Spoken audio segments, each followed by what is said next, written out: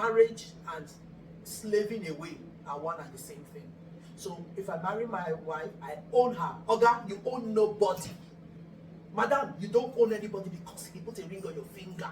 No, you treat each other the way you want to be treated. So if you're a husband that talks down to your wife, that slaps her, that kicks her, that curses her, you are saying that is how you want to be treated.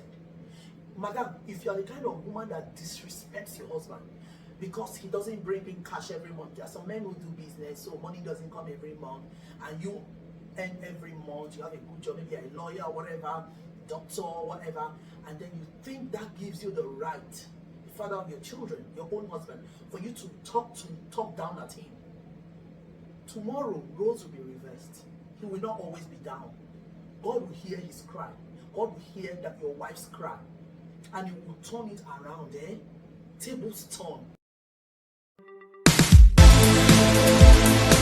So what I want to encourage us as married people is that, and also for single people to learn, is that if your husband or your wife does something that you hate doing, like cooking, for example, there's some men who can't cook to save their lives, just like there's some women who can't cook to save their life, even if it's to boil an egg, they can't do it. Or you hate ironing, for example, or you hate doing the laundry, or there's stuff around the house that sometimes you hate doing, right? I don't like ironing. I really hate it, and my husband irons for me, right, or my son.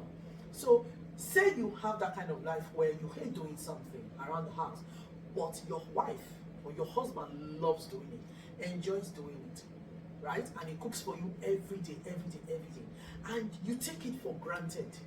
You don't see a need to say thank you when they do it for you, because you just feel, that's their own. It comes with the territory, that's what he or she brings to the table. So I don't have to say thank you, She knows I appreciate it, so I don't have to say, no sir, no ma, it's not like that.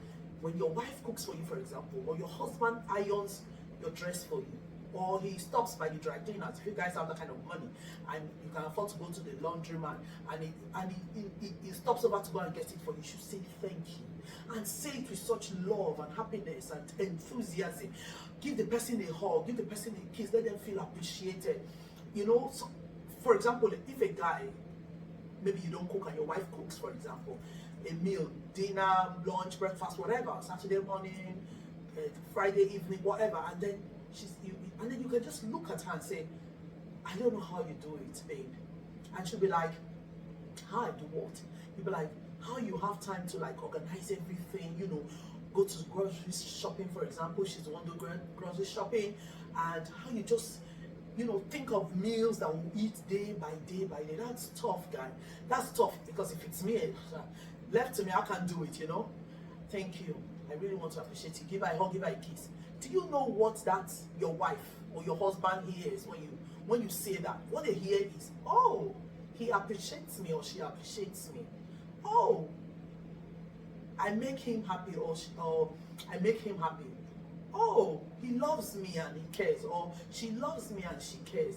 Oh, she appreciates my effort. She sees me. She values my contribution, no matter how small. That's what they hear.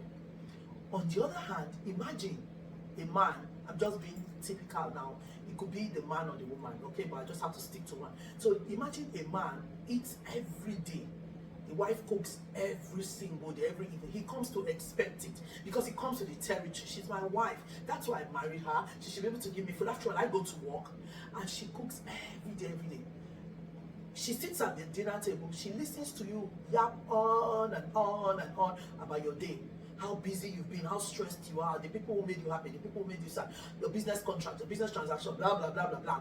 She listens, and not for once do you even ask her, how was your day, my love?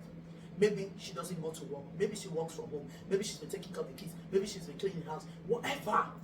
I don't care what she's doing. Whether she's a full-time mom or she's a part-time mom working and taking care of the kids.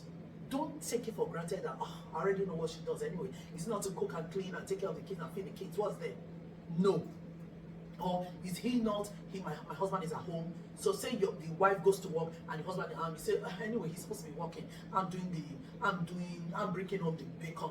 I mean, the least he can do, is to take care of the kids and tidy the house for me and maybe give me a meal. Please don't take each other for granted. Don't do that. everybody's contribution is important. When you lose that contribution in your life, you find out that you are half empty. That is the truth. So don't take it for granted. So, and then if you take it for granted, now this is the con. If you take anything, even if it's just your husband going to work every single day, and you don't thank him, you don't hug him, you don't kiss him, you just say, I'm taking care of the home, let him go to work and come back. That's part of his, he's a provider. That's what a man is supposed to do. That is his role. No. He begins to feel like he's just your ATM machine. He begins to feel like he's just your provider, nothing more, if you don't show him love and appreciation. You know, everybody wants to be valued, whether you're the man or the woman. For example, let's go with the flow that this person, the husband or the wife, takes the other one for granted, doesn't mention it, maybe once in a blue moon.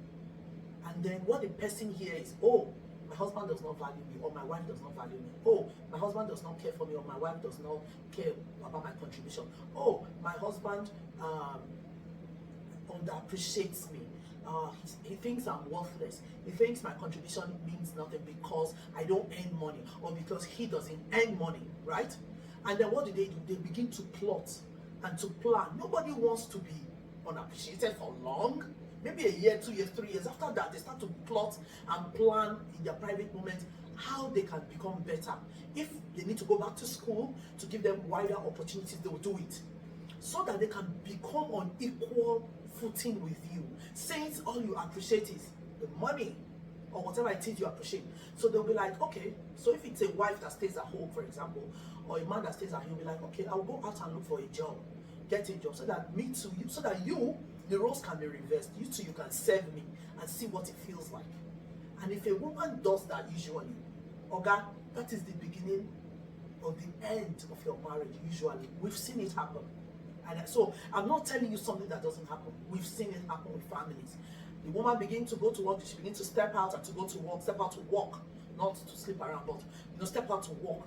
And then now the man is left to fill in the gap where the woman, all the things she used to do that he didn't think were a big deal, he begins to feel like a fish out of water. He can't cope because he's like, why is she? And then he becomes hostile. He becomes angry. Where are you? How long has it been? The school you're going to, how long does it take? You should be home by this time. You should have made my meal. Quarrels. Before you know, there's tension. There is, acrimony. There is no peace. Why? Because she wants you to now respect her. She's demanding respect, but in a different way. She's been shouting it loud and clear in silence, you didn't hear. Maybe she even, or he even whispered it once or twice, you didn't hear. Now, if it's the man that's been at home taking care of the home and the woman has been taken for granted because he's not going to work like other men, now he says, fine, I want to go to work. Now, as a wife, you have to do school run, you have to cook and clean, and also combine it with your work, and you're like, I can't cope. There's some women that prefer to be at work than to take care of their home. So if you have a husband who is at home doing it for you, appreciate him. Buy him a gift. Buy her a gift. Buy a thank you card. Write a little letter. Write a little note. Put it under the pillow. Stuff it in their shirt. Whatever. Just make your partner feel appreciated in anything they do, no matter how small. Please, I beg you in Jesus' name. It goes a long way to cement your relationship. So if you don't do that, if there are some men who think that, hi guys, welcome back to my channel. It's your girl Stella on DearStellaTV.